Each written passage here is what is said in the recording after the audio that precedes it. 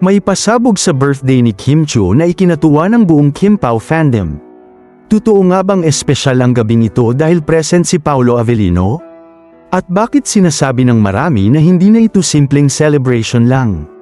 Alamin natin, ngiting tagumpay ang samalubong sa mga tagahanga ni Kim Chiu at Paolo Avellino matapos kumalat online ang mga video na magkasama ang dalawa sa birthday celebration ni Kim. Marami ang napasana all dahil tila natutupad na ang matagal ng hiling ng fans na makita silang magkasama sa isang intimate occasion. Hindi raw ito yung tipikal na engranding showbiz party. Ayon sa mga netizen, mas personal at pribado ang naging selebrasyon ni Kim, kung saan piling tao lamang ang inimbitahan.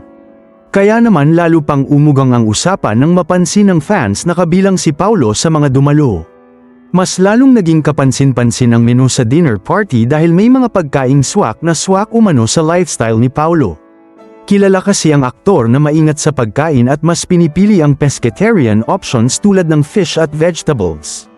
Kaya nang makita sa video ang pink salmon in tequila cream sauce, grilled cauliflower, at broccoli, agad naghiyawan ang fans at sinabing obvious na may special guest na inaabangan. Sa isa pang viral clip, makikitang todong ngiti si Kim habang nasa tabi niya si Paolo. Hindi napigilan ng netizens na kiligin dahil kitang-kita raw ang saya at natural na closeness ng dalawa habang magkatabi sa hapagkainan. Marami rin ang nagsabi na habang tumatagal, lalo raw gumaganda si Kim at mas gumagwapo naman si Paolo.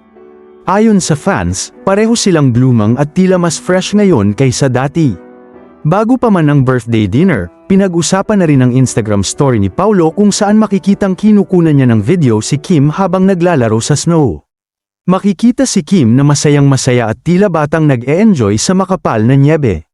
Para sa fans, isa raw itong patunay na maraming candid moments si Paolo kay Kim na unti-unti lang niyang ibinabahagi.